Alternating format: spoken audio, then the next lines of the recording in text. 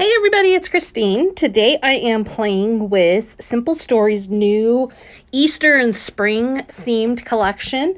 It's called Bunnies and Blooms, and it is a really good combination, just like theirs was last year, of being usable for both Easter and spring. It's not exclusively one direction or the other.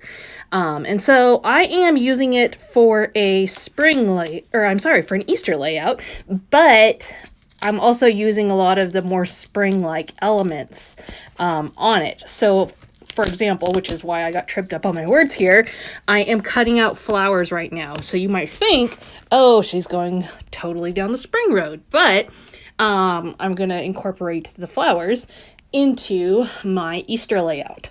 So Easter is a holiday that I have not been real good about scrapbooking through the years. We lost a baby 12 years ago, a couple days after Easter, and ever since that, I have not enjoyed scrapbooking Easter. It just takes me back to that time period for whatever reason, and I just don't enjoy it.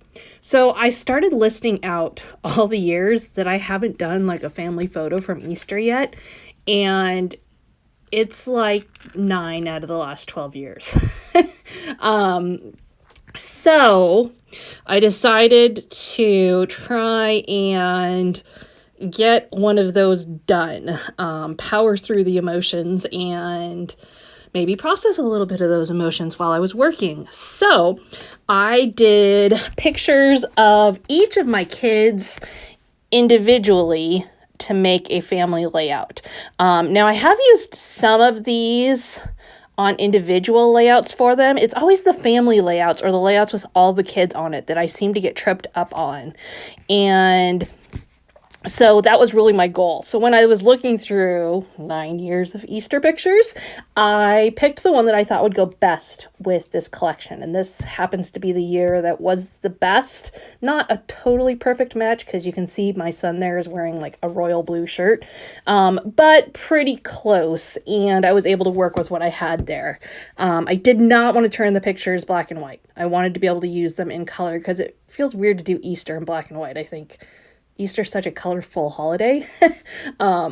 Anyway, so I went to my silhouette and I cut out a big Easter egg in this pink gingham or buffalo plaid, whichever one you want to call it. It's like not big or not little, so I don't know. Is there something in between, a title for those in between style and size?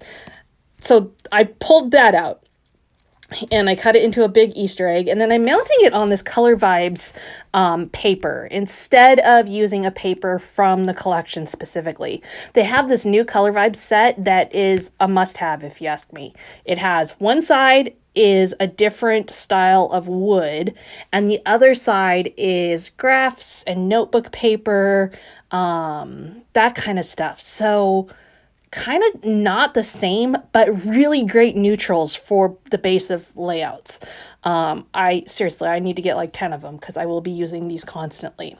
So the reason I opted for this one specifically was because I thought it went well color-wise with the stone background that my kids were standing up against.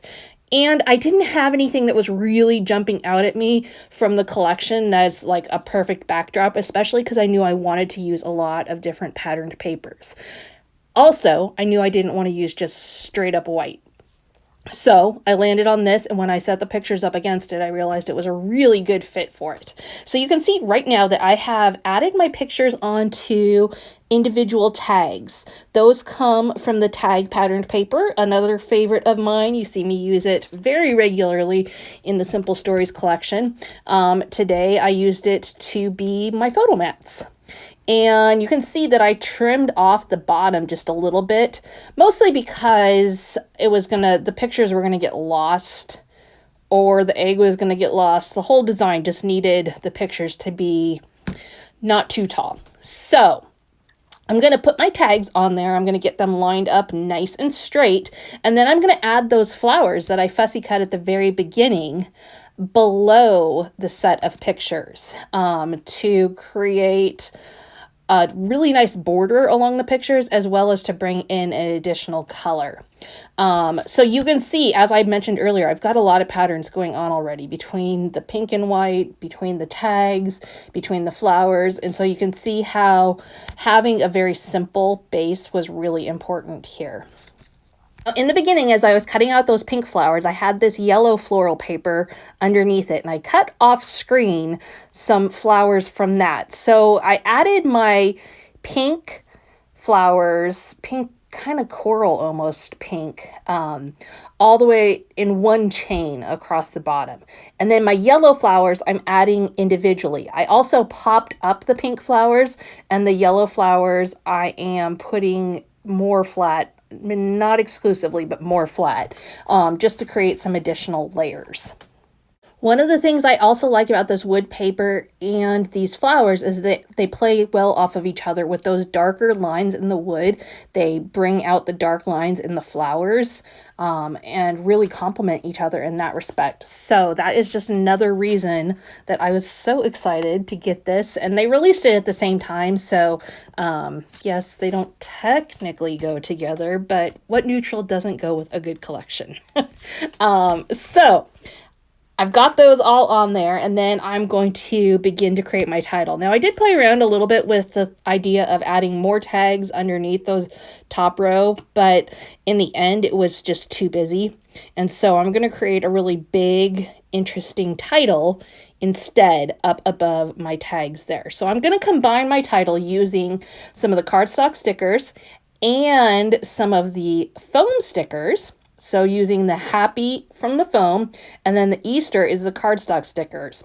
And you can see how just combining those two makes it interesting already, because I've got one with dimension and a different texture, and then the traditional flat cardstock. It's a great way to really add interest to your title by using multiple products. Now, you don't want to go crazy. You don't want to necessarily have 3 or 4 different things within your words part of your title, but a couple of them can look really great.